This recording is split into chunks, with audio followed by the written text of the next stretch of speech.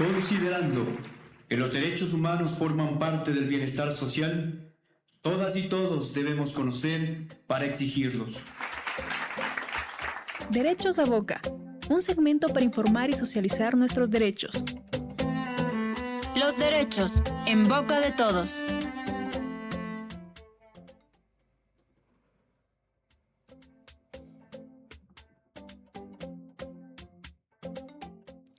Hola, hola amigas y amigos, bienvenidos a Derechos a Boca, su programa de comunicación sobre derechos humanos. Yo soy Cristian Báez Valverde y hoy tenemos una invitada especial en los estudios de grabación para hablar sobre el periodismo de datos como especialidad para combatir la desinformación.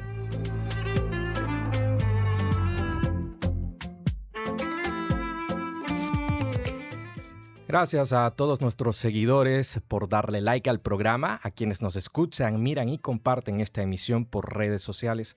Así también a quienes nos siguen en el 100.3 FM, UAB Radio, y en línea por UAB Media. Gracias también a quienes se conectan por UTPL Radio en el Ecuador continental e insular.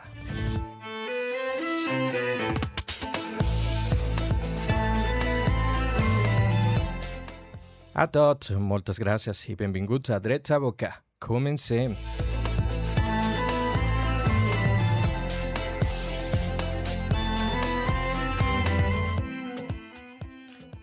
Como les decía, pues nos encontramos ya con Nuria León. Ella es candidata al doctorado en Comunicación y Periodismo de Datos por la Universidad de Sevilla. También Nuria la conozco del trabajo en periodismo y comunicación en Ecuador. Tiene una importante experiencia en los medios de comunicación y especialmente en la televisión ecuatoriana donde ha sido figura.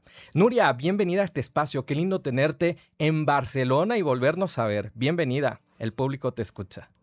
Muchas gracias, Cristian. Realmente para mí es un placer estar aquí. Muy contenta de podernos reencontrar después de tantos años y en Barcelona. Increíble. Muchas gracias. Bienvenida, Nuria. Pues para comenzar, quisiéramos que nos cuentes un poco desde cuándo te encuentras en España, qué te trajo por este lado del mundo. Bueno, una muy interesante pregunta. La vida, lo diría yo. Estoy aquí desde hace un poco más de 3 años estudiando o realizando un doctorado. Es un trabajo bastante arduo.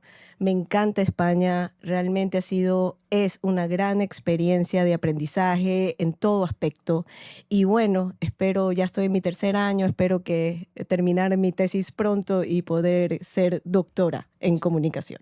Pues muchos ánimos por eso, porque lo terminarás pronto y porque también es un gran esfuerzo que se valora en el espacio académico. Y ahora vamos a hablar más en torno a aquello. ¿Qué aspectos de la comunicación y el periodismo estás examinando desde este enfoque en investigación científica, desde tu doctorado? Sí, en efecto, yo me estoy especializando en el tema de periodismo de datos, comunicación de crisis, riesgo y este tipo de especialidad como herramienta para combatir la desinformación precisamente en crisis humanitarias.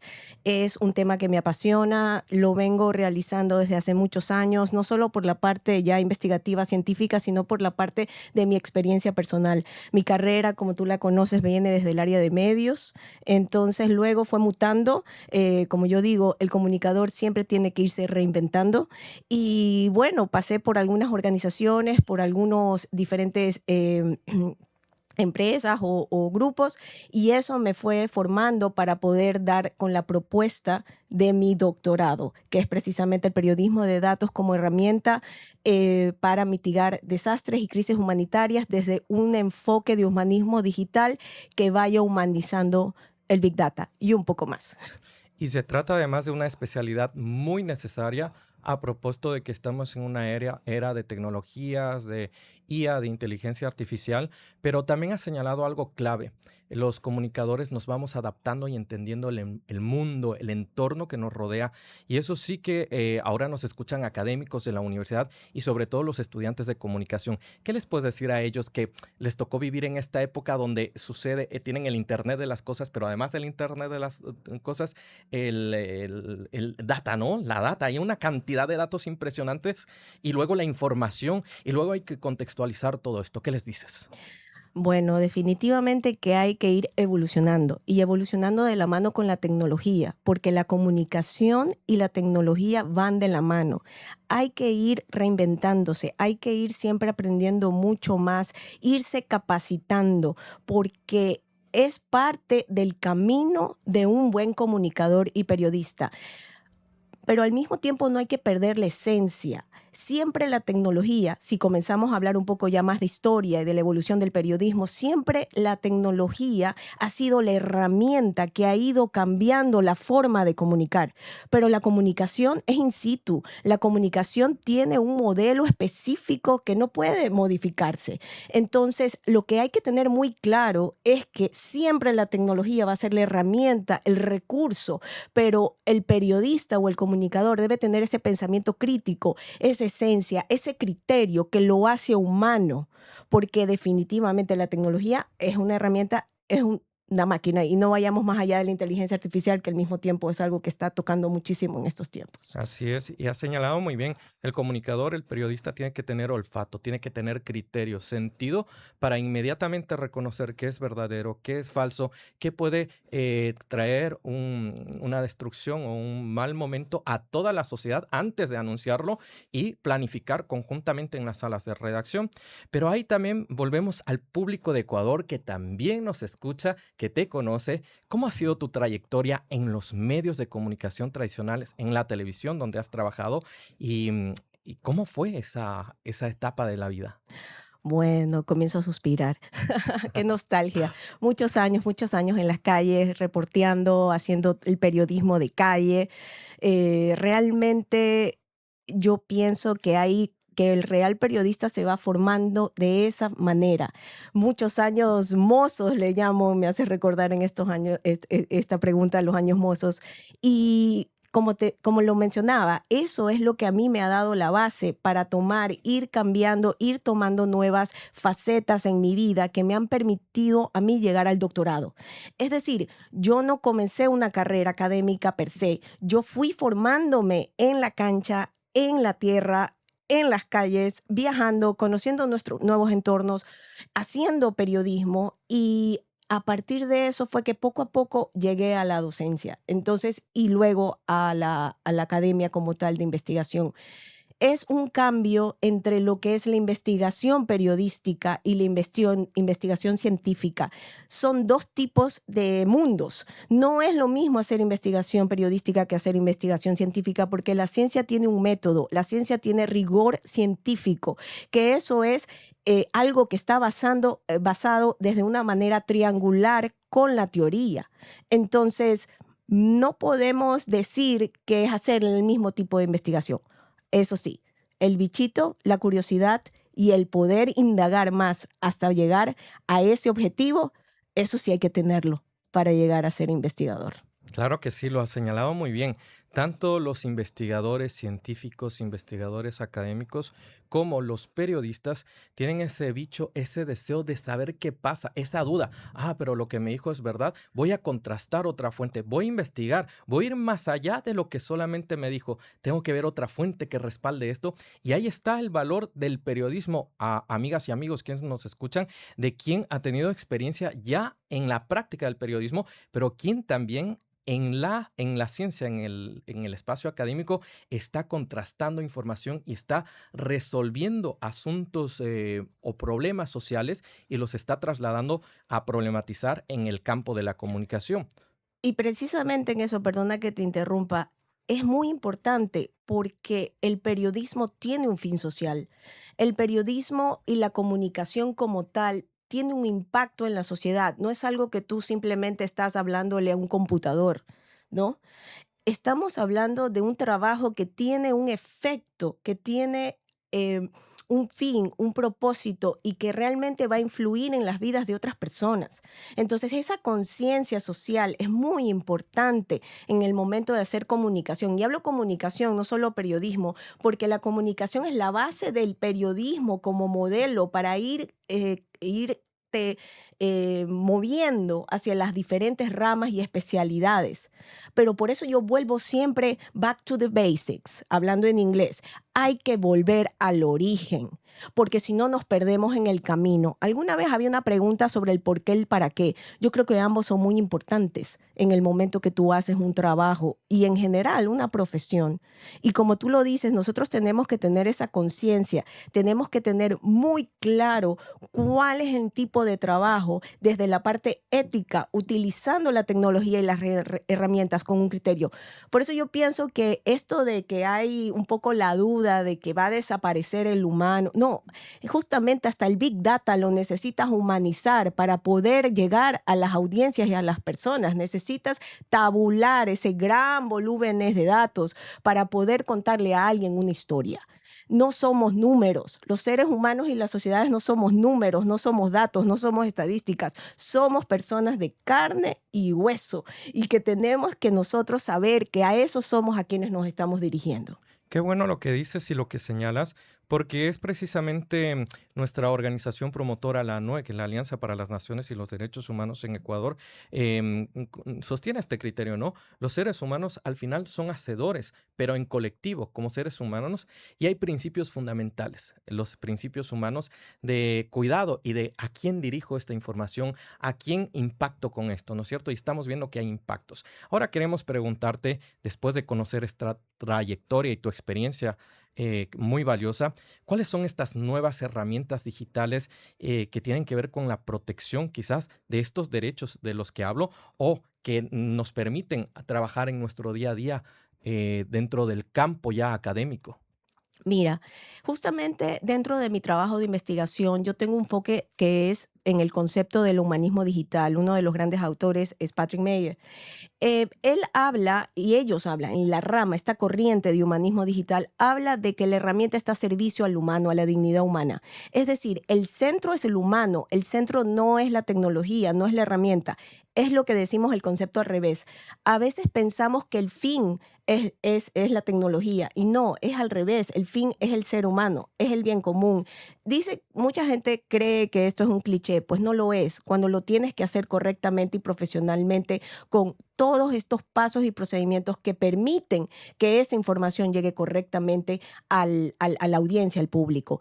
Y ese enfoque de humanismo digital habla de poder darle mayor alcance a las herramientas para poder lograr, por ejemplo, eliminar la pobreza, poder combatir, no eliminar, pero combatir la pobreza. Por ejemplo, utilizar la tecnología para combatir la desinformación, utilizar la tecnología para poder inclusive aportar a todo este tema de objetivos de desarrollo sostenible. También de utilizar todo este tipo de sistemas informáticos para poder aportar a temas de género, por ejemplo, ¿no? Entonces, yo lo que trato de enfocar desde este punto es que esa corriente es muy interesante cuando ya tomas todos esos datos, que es lo que yo tengo, el estudio del Big Data, y lo procesas desde una perspectiva de humanismo digital y a su vez le pones el tema de la humanización. Tú escuchas humanización por muchas áreas. Se habla de la humanización de las empresas, se habla de la humanización de muchas cosas, ¿no? Pero ya cuando lo tocas en el tema de la comunicación y el periodismo, que es justamente esa profesión de recopilar objetiva, veraz, etcétera, la información para poderla entregar a un público, es cuando hay mayor importancia. O sea, es como que, por ejemplo, si un médico no escribe muy bien la receta, no importa porque es una receta, pero un comunicador que no tenga ese procesamiento de la información con esa rigurosidad es preocupante, ¿no? Entonces, yo pienso, no es comparativos, pero sí vale la pena saber qué es lo que es la competencia de cada quien y cada profesión. Entonces, yo pienso que por ese lado es que tenemos que crear mayor conciencia, saber de que la comunicación, el periodismo y todo lo que tenga que ver con la información y la parte mediática, el uso de las redes sociales, el uso de las tecnologías de la información y comunicación, hay que tener una responsabilidad detrás de eso, no solo como consumidores, sino como prosumidores, porque de ahí lo del prosumer, ¿no? Poniéndolo desde el lado inglés, cambiado al inglés. Entonces, consumer y prosumer. Entonces, sí tenemos que tener ese tipo de responsabilidad y no decir que porque es que me lo pasaron o es que no. Además, hay un tema muy importante del periodismo de datos y el periodismo actual, que es el periodismo actual, porque se confunde mucho el periodismo de datos con lo digital, el periodismo digital, y no es lo mismo. Es una rama. Cada periodismo tiene su especialidad como los géneros periodísticos, ¿no? Entonces, en este aspecto tiene una característica muy esencial que es el fact-checking. Entonces, y esto es computarizado. Entonces, utilizas los sistemas de información para hacer el fact-checking. Esto en temas de mi investigación han llegado a salvar vidas. O sea, en el tema de combatir la desinformación en casos de desastres, por ejemplo. Entonces, yo creo que es muy importante entender el alcance de la tecnología, la importancia de la tecnología y también no entrar en esta polarización o polémica de que vamos a ser reemplazados por las máquinas. Va a haber un punto donde ciertas cosas van a ser reemplazadas, pero no del todo, porque la sociedad necesita de las personas para vivir. Estamos hablando ya de seres humanos y estamos hablando de la dignidad humana. Entonces, si nosotros tenemos como centro al ser humano, no nos vamos a perder en sociedad. Vamos a seguir continuando entendiendo que el centro de la sociedad, por algo es sociedad, es vivir con seres humanos.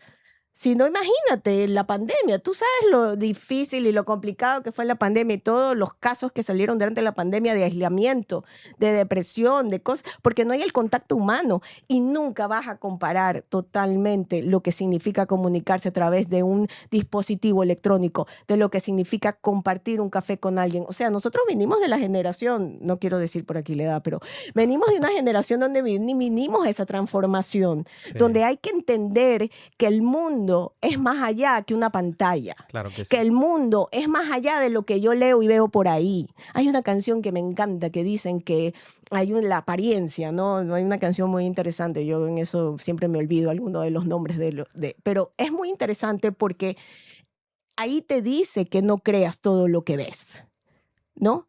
Y lo que ha desatado mucho de este tipo de tecnología en las redes sociales y de la comunicación digital es lo que ya en nuestros tiempos existía, sino que ahora se vuelve viral. Claro. ¿No? Los problemas sociales, los problemas, todo. Sí. Yo creo que en la época de nuestros padres también había depresión, también había problemas de salud mental, también había muchas cosas, pero solo se quedaba en el círculo y en las 4 cuadras de esa colectividad y esa comunidad porque no había cómo expandirlo. Lo que ha hecho la tecnología, obviamente, y las redes sociales es expandir, volverlo como una ventana al mundo. Pero ahí es donde nosotros también tenemos que ser un poco más cuestionadores y saber de que no hay que creer todo lo que vemos. Hay que experimentarlo, hay que estudiar, hay que leer, hay que tener pensamiento crítico, hay que dudar, hay que decir, por más que venga, no quiero dar un nombre, quien sea, y te diga que jura y perjura, no, tienes que cuestionar, tienes que decir, a ver, tal vez esto sí, tal vez esto no, tener tu criterio propio, saber que quien toma la decisión eres tú mismo, nadie más. Entonces tú lees toda esta información, contrastas todas las fuentes que tú puedas, diferentes, inclusive es más interesante cuando tú lees y cuando tú obtienes información de gente totalmente diferente o de fuentes totalmente diversas, porque es cuando tú como ser humano te enriqueces más, tu conocimiento se enriquece más y es cuando tú tienes más elementos para saber por aquí voy, por aquí no o por acá. Entonces yo creo que esto de que porque el otro piensa diferente o porque estoy leyendo algo que no me gusta, delete, no. Tienes que leerlo, tienes que entender qué tan diferente es, porque yo te digo, yo he vivido en tantos países, he tenido que experimentar tantas culturas y esa tolerancia del criterio diferente es lo que hace el conocimiento. Eso es lo que hace al ser humano más rico en poder determinar las experiencias. Pero eso es parte de la tolerancia, esa es parte de la apertura de mente.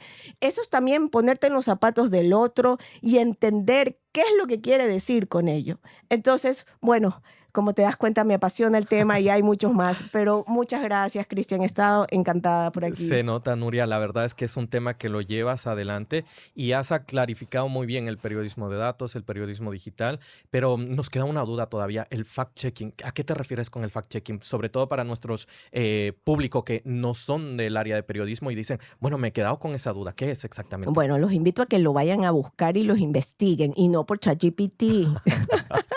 Bueno, entonces nos ni por quedamos, Claude, ni por... Bueno, nos les quedamos invito... con tarea. Exacto, pero poco a poco es lo mismo que hacíamos en nuestros tiempos, pero ahora lo hace un sistema informático. Claro, está sistematizado. Es como informatizado. Ojo, pero si tú comienzas a hablar todas las teorías de la evolución del periodismo como tal, te vuelves loco porque el periodismo ha ido evolucionando y muchos dicen que ya existía el periodismo de datos en la época de las computadoras, cuando ya comenzamos a utilizar las computadoras para cierta información, porque parte del periodismo de datos parte con los formatos Excel. Entonces dicen que eso, pero eso no es periodismo de datos per se, es parte de, ¿no? Hay un sistema de Open Data, Open Access, también hay el tema colaborativo. Ahí les dejo algunas tareas, para los jóvenes que están escuchando y que tengan muy claro que al César yo tengo una frase que es zapatero a su zapato. Zapatero a sus zapatos. Exacto. No vayan a mezclar coles con nabos. O sea, lo que es periodismo de datos es periodismo de datos. Lo que es periodismo digital es periodismo digital.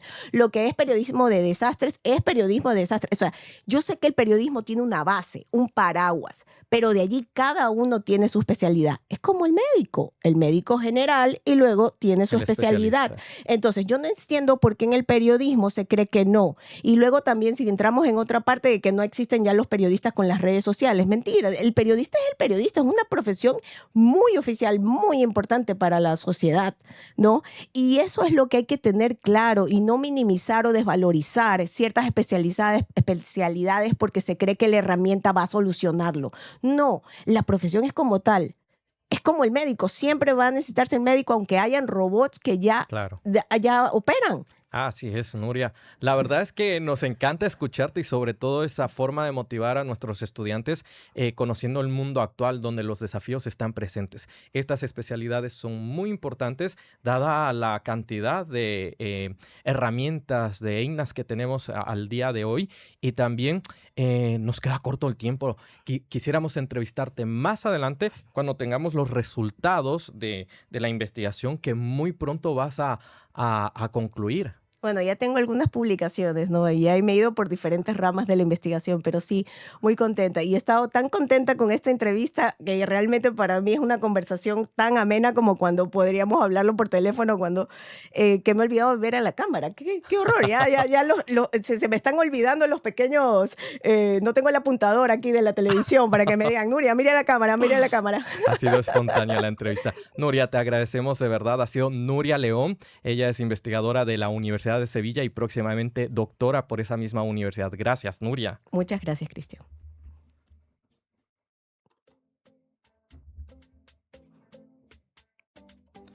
Y nosotros queremos agradecer también a la Universidad Autónoma de Barcelona, a UAB Media y UAB Radio por las facilidades para la producción y transmisión de este programa internacional de radio y multimedios.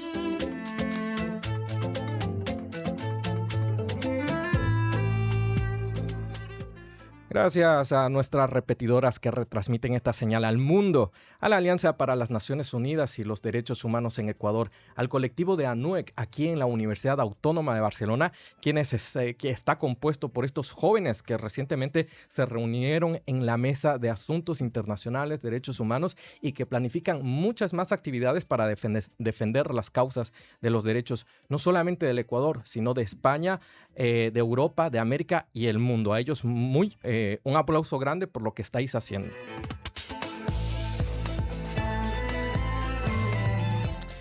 Gracias a nuestro público fiel que nos mira, nos escucha a través del 100.3 FM, UAB Radio, Derechos a Boca vía YouTube, Telegram, WhatsApp, Spotify y demás medios digitales que forman parte de nuestra red internacional de contactos.